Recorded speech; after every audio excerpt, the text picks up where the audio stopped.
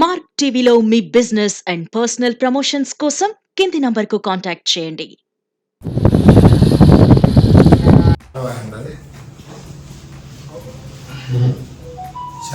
ఇకపోతే రెండు మాటలు మాట్లాడుకోవాల్సిన అవసరం ఉంది.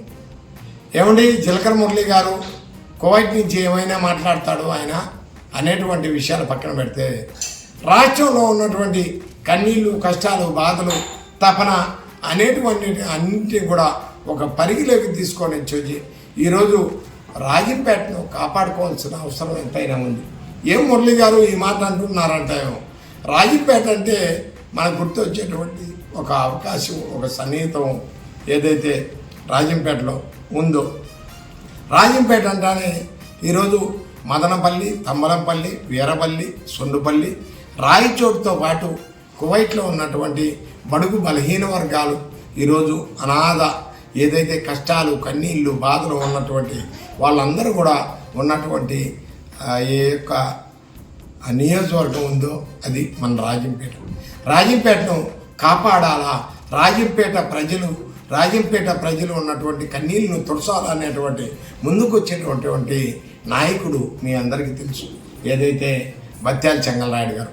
కాబట్టి చెంగల్రాయుడు గారికి ఏదైతే బడుగు బలహీన వర్గాలు సిద్ధవటం, ఒంటిమిట్ట, నెందలూరు, రాజంపేట, వీరపల్లి, సుండుపల్లి, అదేవిధంగా ఈ 6 మండలాల్లో ఉన్నటువంటి ప్రజలందరూ నచ్చే నాయకుడు ఎవరైనా ఉన్నారంటే అది బత్యాల చెంగల్రాయుడు గారని ఈ సందర్భంగా మా ఒక్క రిక్వెస్ట్, ఏదైతే దాదాపు 50 నుంచి 70,000 మంది ఉన్నటువంటి మా బడుగు కాపు, బలిజ, తెలగ, ఒంటరి, మున్నూరు కాపు, తురుపు కాపు, ఏదైతే అదేవిధంగా బడుగు బలహీన వర్గాలు ఏదైతే ముస్లిం మైనార్టీ వాళ్ళందరూ కూడా కాపాడుకోవాల్సిన బాధ్యత మా నియోజకవర్గాన్ని మేమందరం ఉన్నాం. కాబట్టి మీరందరూ కూడా మా పెద్దాయన, మనందరి సుపరిచితుడు, మనందరి ఆప్యాయత, అనురాగాలు, అభిమానం కలిగినటువంటి ఏకైక నాయకుడు మన బత్యాల చెంగల్రాయుడు గారిని మనం అందరం గెలిపించుకుందాం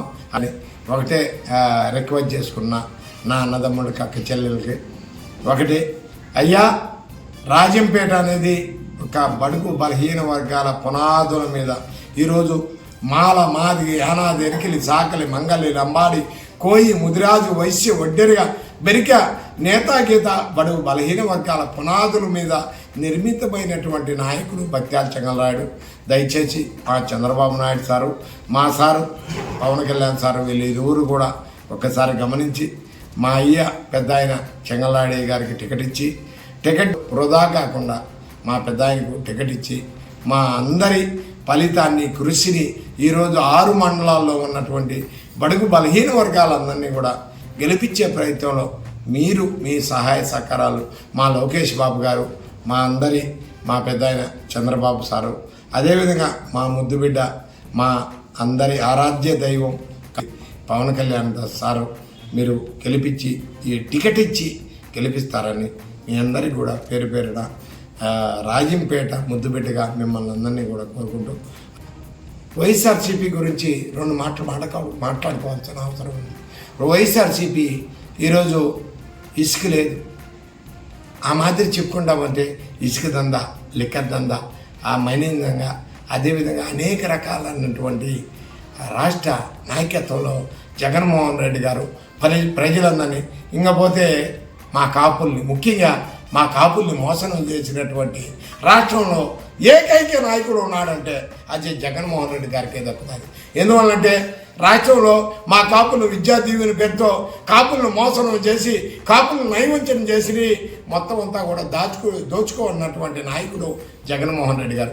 ఈ జగన్మోహన్ రెడ్డి పరిపాలన మనమంతా కాపులు 1,40,00,000 మంది ఉన్నటువంటి రాష్ట్రంలో ఉన్నటువంటి కాపు, బలిజ, మున్నూరు కాపు, తురుపు కాపు, బలిజలందరం కూడా మొత్తం తరిమి కొట్టాల్సిన అవసరం ఎదురైందని చెప్పి ఈ సందర్భంగా మీ అందరికి కూడా తెలియజేసుకుంటూ, జగన్మోహన్ రెడ్డి పాలన పోవాలి, మన చంద్రబాబు నాయుడు గారి, అదేవిధంగా మన గౌరవనీయులు పెద్దలు, మా యువనాయకుడైనటువంటి ప్రశ్నించే ఈ యొక్క పవన్ కళ్యాణ్ గారి పాలన రావాలని చెప్పి మీ అందరికీ కూడా తెలియజేసుకుంటూ, ఈరోజు గలుపు కాపు సంఘం అధ్యక్షుడు జిలకల మురళి అన్న గారిని కలవడం చాలా గర్వంగా ఉంది. అన్న అదే పని కోవిడ్ నుంచి వచ్చి ఇక్కడ రాజంపేటలో పెద్ద ఆయనకి టికెట్ ఇవ్వాలని కోరుకోవడం చాలా ఆనందం. ఆయన్ను నేను ప్రత్యేకంగా అన్నని అభినందిస్తూ ఉన్నా. ఈరోజు రాష్ట్రంలో చూస్తూ ఉన్నాం, ఈ యొక్క జగన్మోహన్ రెడ్డి పరిపాలన కోడికత్తి డ్రామాకి తెరపడి కొత్త డ్రామా మొదలుపెట్టాడు జగన్మోహన్ రెడ్డి. నిన్న ఒక రాయితో ఆయనే పుట్టించుకొని రాష్ట్ర ప్రజల సానుభూతి కోసం ఈరోజు పాకులాడుతూ ఉన్నాడు.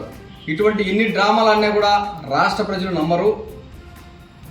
ఇది కేవలం 2024 ఎన్నికల్లో జగన్మోహన్ రెడ్డి సానుభూతితో ఓట్లు వేసుకోవాలని చెప్పి ఈ యొక్క డ్రామా ఆడుతూ ఉన్నాడు. లాస్ట్ టైం 2019లో కోడికత్తి డ్రామా, అట్లాగే బాబాయ్ హత్యతో అధికారంలోకి వచ్చిన జగన్మోహన్ రెడ్డి ఈరోజు బాబాయ్ హత్యతో గద్దె దిగిపోతూ ఉన్నాడు. అట్లాగే షర్మిల చెప్తా ఉంది కదా, మా బాబాయిని చంపింది అవినాష్ రెడ్డి, కాపాడుతోంది జగన్మోహన్ రెడ్డి అని. అది 100% నిజం. రాష్ట్రంలో ప్రజలు కూడా నిర్ణయించుకున్నారు. ఈ యొక్క జగన్మోహన్ రెడ్డిని 2024లో ఇంటికి పంపాలని నిర్ణయించుకున్నారు. ఎట్లయినా సరే రాష్ట్ర ప్రజల్ని మభ్యపెట్టాలి, రాష్ట్రంలో సానుభూతి పెంచాలని జగన్మోహన్ రెడ్డి కుయుత్తులు పండుతూ ఉన్నాడు. అది రాష్ట్ర ప్రజలు కూడా గమనిస్తూ ఉన్నారు. ఎన్ని కుయుత్తులు పడినా కూడా 2024 ఎన్నికల్లో తెలుగుదేశం పార్టీ ఘన విజయం సాధించబోతుందని చెప్పి ఈ సందర్భంగా తెలియజేస్తా ఉన్నాం. దయచేసి అట్లాగే రాజంపేట నియోజకవర్గంలో మంచి అభ్యర్థిని బత్యాల చెంగల్రాయుడు గారిని ఎమ్మెల్యే అభ్యర్థిగా ఇస్తే దాదాపు 30,000 మెజారిటీతో గెలుస్తారని చెప్పి నాకు చంద్రబాబు నాయుడు గారికి రిక్వెస్ట్ చేస్తా ఉన్నాం.